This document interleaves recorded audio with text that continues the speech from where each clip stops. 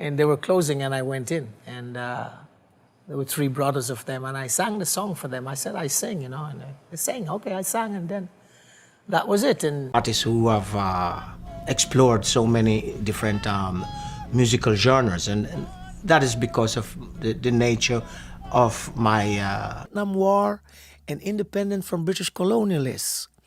Rocksteady music was expressing all of this. Dynamic sound, Alton Ellis and Ken Boothe telling. Have you ever wondered what truly defines a legacy? We're not talking about fame. We're not talking about money. We're talking about that invisible mark a person leaves on the world, something so profound that it keeps vibrating long after they're gone. On November 24th, 2025, the world lost one of those rare souls. Are you enjoying this story, Jimmy Cliffs? Then support the channel by subscribing. I'm so close to reaching 1,000 subscribers, so I can keep bringing videos like this to you. Look, 94.8% of the people who watch these videos are still not subscribed to the channel. If you're part of that group, take the chance and subscribe now. It's free. And that way you'll keep receiving amazing stories from TV shows we still miss. Oh, and don't forget, at the end of the video, you'll find more stories like this one. Jimmy Cliff, at 81 years old, closed his eyes for the last time after suffering a seizure followed by acute pneumonia. But what he left behind wasn't just a collection of songs. It was a silent revolution that transformed the way the entire planet sees Jamaican culture, protest music, and the power of human resilience. Jimmy Cliff's story doesn't begin on the illuminated stages of London or the cinema screens of Hollywood. It begins in Somerton, a forgotten village in Jamaica where poverty wasn't just an economic condition. It was the air everyone breathed.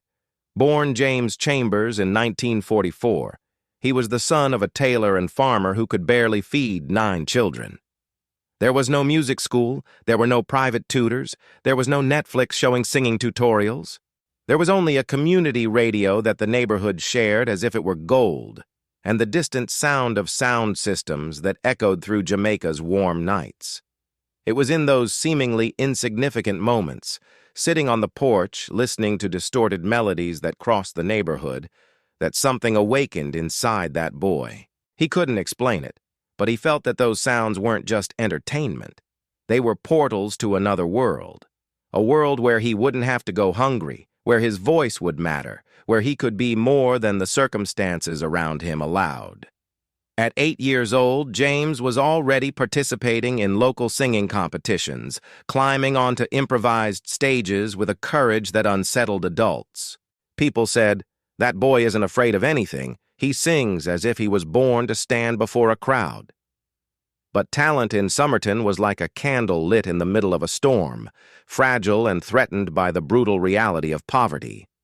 His father, Ilbert, realized this before anyone else. He saw something different in his son's eyes, a restlessness that couldn't be tamed by a life in the fields or the tailor shop. So he made the decision that would change not only James's life, but the history of world music. He took the boy to Kingston, the pulsating and chaotic heart of musical Jamaica. This seemingly simple choice was the first domino in a chain reaction that would culminate in Jimmy Cliff becoming a global icon. Kingston in the 50s was a boiling cultural cauldron. Young people desperate to escape marginalization, gangs fighting over territories, a country walking toward independence, and in the middle of it all, music. Ska, rocksteady, and what would become reggae were being born in the streets, in precarious studios, at street parties. James arrived in this universe like a sponge, absorbing everything. He would stand outside studios listening to recording sessions in secret, studying every breath of the great singers, every vocal inflection, every strategic pause. When he got a chance to audition, he grabbed it with all his might, even when he wasn't recorded, even when he was rejected. This period forged not only his technical skills, but his life philosophy.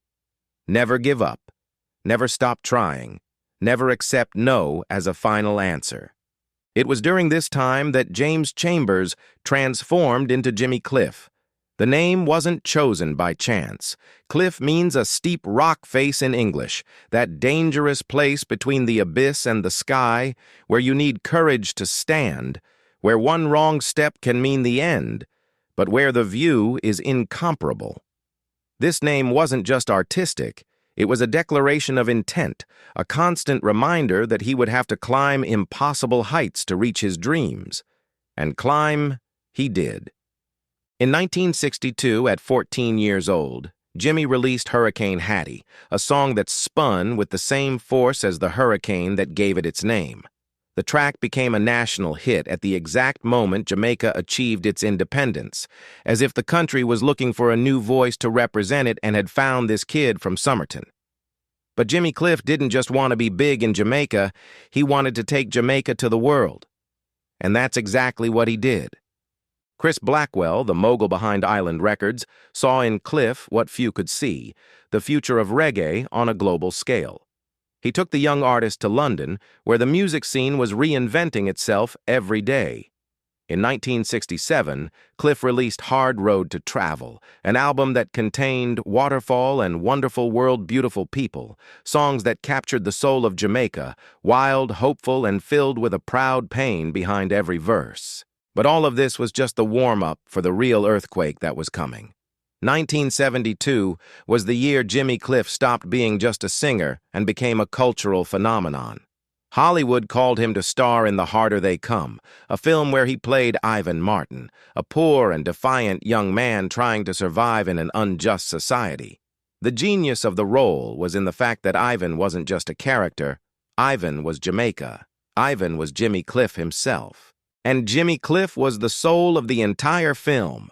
The Harder They Come wasn't just a movie, it was the first door that carried reggae across the ocean straight into Western popular culture.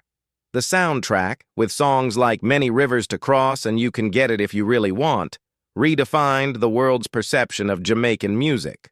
But global success brought with it an unexpected challenge.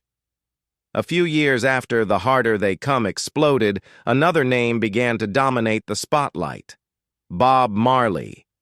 Marley's meteoric rise pushed Jimmy Cliff into an involuntary shadow. Cliff didn't disappear. He kept creating, releasing albums, touring the world. But for Western media, Marley became the face of reggae, and that wasn't easy to accept for the man who had opened the path before anyone else. There was no public fight, there were no scandals, just the cruel truth of the entertainment industry. The spotlight only illuminates one person at a time. Instead of bitterness, Cliff chose evolution. He expanded his musical style, experimented with pop, world music, collaborated with artists from different continents. Some reggae purists criticized him, saying he had become too soft, too international, that he was no longer the reggae he used to be. But Cliff never cared about pleasing critics. He sang for people, not for musical genres. This philosophy kept him relevant for more than 6 decades, something very few artists managed to achieve. His spiritual journey was also remarkable. Cliff followed the Rastafari movement in his youth, then converted to Islam, and eventually declared he had moved beyond all religions, embracing a broader and more humanistic philosophy of living. For him, music was the true religion, the one that connected souls beyond borders, creeds, or skin colors. This constant search for something greater, for a deeper truth, permeated every album he released, every performance he delivered. When he reached his final years, Jimmy Cliff didn't slow down by choice, but by necessity. His body, which had endured more than half a century of tours, recordings, and performances, began to show signs of fatigue, breathing problems, exhaustion crises, persistent headaches. But he never wanted to be seen as a fragile artist depending on sympathy. He wanted to be remembered as he always was, a reggae warrior who took the genre beyond Jamaica and into the hearts of millions. In his final days, he still sent messages of gratitude to fans. His gentle smile and his bright eyes showed that despite physical limitations, his spirit remained intact. But on November 24th, 2025, everything changed. A violent seizure followed by acute pneumonia destroyed his already weakened body in a matter of hours. He was conscious at the end, holding his wife Latifah Chambers' hand, saying some final words that only she heard completely. What Latifah revealed to the world was simple, but profound. Jimmy expressed gratitude to the fans who were his strength throughout his career, and left specific wishes for the family, wishes that she promised to fulfill but chose to keep private. That silence, that choice not to turn his final words into sensationalist headlines, carried a rare dignity. Jimmy Cliff's true message wasn't in a dramatic deathbed phrase. It was in 60 years of music that tirelessly repeated, "You can get it if you really want, but you must try, try and try." Jimmy Cliff's death triggered a global wave of mourning. Jamaica lit giant sound systems playing his songs through the streets of Kingston, elders sitting on porches shaking their heads in silence, young people singing along, and those who witnessed Cliff in his early days retelling his story with glistening eyes. The entire world stopped to recognize not just a singer, but a storyteller who helped the planet understand the pride of Jamaica, the resilience of those who rise from poverty and injustice, and the desire for freedom embedded in every drum beat. His legacy isn't just in the familiar hits or the historic film scenes. It's in the changes he initiated, in the doors he opened for future generations, in the way he taught the world to see reggae as a universal human language. He proved that identity doesn't need to be sacrificed for global acceptance. He showed that music isn't just entertainment, it's a tool for healing and connection between people. He lived completely according to his values, never chasing trends, never trying to look younger, never competing for position like many of his era did. Jimmy Cliff is gone, but what he planted continues to grow. In every young musician who steps onto the stage with an honest heart, in every community that sees music as a place to rediscover themselves, in every person who hears you can get it if you really want, and decides to try one more time, Jimmy Cliff is still alive. Are you enjoying this story? Jimmy Cliff's? Then support the channel by subscribing. I'm so close to reaching 1,000 subscribers, so I can keep bringing videos like this to you. Look. 94. 8% of the people who watch these videos are still not subscribed to the channel. If you're part of that group, take the chance and subscribe now. It's free, and that way you'll keep receiving amazing stories from TV shows we still miss. Oh, and don't forget, at the end of the video, you'll find more stories like this one. And that's the truth about real legacies. They don't die with the body, they multiply over time, touching lives that will never directly know the person who created them, but will feel their impact forever. This is the gift Jimmy Cliff left to the world, a gift that won't disappear with time. This is the kind of immortality that truly matters.